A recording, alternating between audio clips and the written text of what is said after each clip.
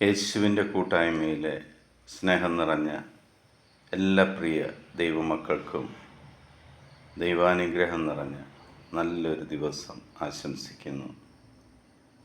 ഇന്ന് നമ്മൾ ശ്രവിക്കുന്ന തിരുവചന ഭാഗം എസെക്കിയേൽ പ്രവാചകൻ്റെ പുസ്തകം 20 അധ്യായം 19 തിരുവചനം. ഞാനാണ് നിങ്ങളുടെ ദൈവമായ കർത്താവ്. എൻ്റെ കൽപ്പനകൾ അനുസരിക്കുകയും എൻ്റെ പ്രമാണങ്ങൾ ശ്രദ്ധയോടെ പാലിക്കുകയും ചെയ്യുക. ദൈവമായ കർത്താവ്, നമ്മുടെ പിതാവ്, വളരെ വ്യക്തമായിട്ട് തിരുവചനത്തിലൂടെ നമ്മളോട് സംസാരിക്കുകയാണ്. ഞാനാണ് നിങ്ങളുടെ ദൈവമായ കർത്താവ്.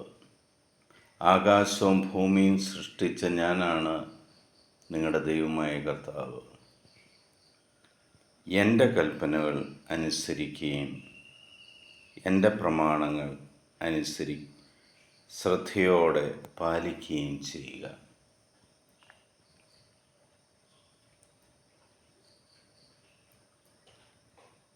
ലോകത്തിൻ്റെ പ്രമാണങ്ങളോ ലോകത്തിൻ്റെ നിയമങ്ങളോ അതിന് മുൻതൂക്കം കൊടുക്കാതെ ദൈവീക കൽപ്പനകളിൽ ആശ്രയിച്ച് അതനുസരിച്ച് ദൈവത്തെ ആരാധിക്കുന്ന ഒരു ജനമായി നമ്മൾ മാറണം. നിന്റെ മനസ്സെപ്പോഴും ദൈവത്തിങ്കിലേക്കായിരിക്കണം. ദൈവത്തിങ്കിലേക്ക് തിരിയുന്ന മനസ്സിൻ്റെ ഉള്ളവൻ്റെ ഹൃദയത്തിൽ ദൈവം ഉണ്ടായിരിക്കും. തെറ്റുകളിൽ നിന്നും തിന്മകളിൽ നിന്നും അതവനെ സംരക്ഷിക്കും. ദൈവാനുഗ്രഹം അവനിൽ സമർത്ഥമായിട്ട് നിറയും. നമ്മുടെ ജീവിതം നമുക്കൊന്ന് ആത്മശോധന ചെയ്യാം. എന്നെ സൃഷ്ടിക്കുകയും പരിപാലിക്കുകയും ചെയ്യുന്ന ദൈവമായ കർത്താവിൻ്റെ കൽപ്പനകൾ ഞാൻ പാലിക്കാറുണ്ട്. അതനുസരിച്ചാണോ ഞാൻ ജീവിക്കുന്നത്? അല്ലെങ്കിൽ ആ തെറ്റുകൾക്ക് ദൈവത്തോട് മാപ്പി ചോദിച്ച് സ്നേഹനിധിയായ ആ പിതാവിൻ്റെ അടുക്കിലേക്ക് നമുക്ക് തിരിച്ചു ചെല്ലാം.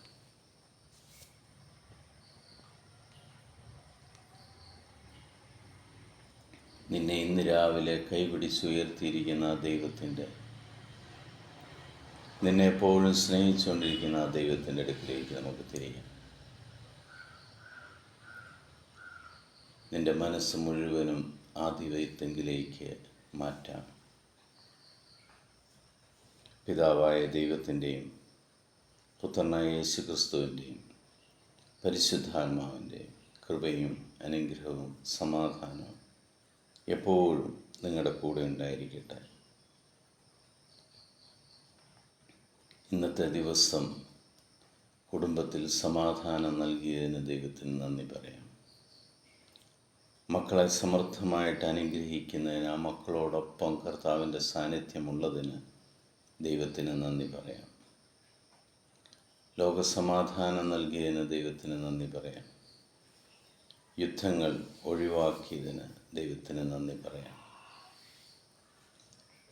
ഈ ലോകത്തിലെ 830 കോടിയിലധികം വരുന്ന എല്ലാ മക്കളെയും ദൈവത്തിൻ്റെ തിരുഹൃദയത്തിലേക്ക് സ്വീകരിച്ചതിന് നന്ദി പറയാം. എൻ്റെ കർത്താവും രക്ഷകനും നാഥനും ഏകദൈവവുമായ കർത്താവായ ഈശോ മിശിഹായുടെ സർവശക്തനും സർവാധിപനും പരിശുദ്ധനുമായവൻ്റെ സമാധാനം സന്തോഷത്തോടുകൂടി നിങ്ങൾക്ക് ഞാൻ പങ്കുവയ്ക്കുന്നു. ഈശോ മിശിഹായ്ക്ക് സ്തുതിയായിരിക്കട്ടെ.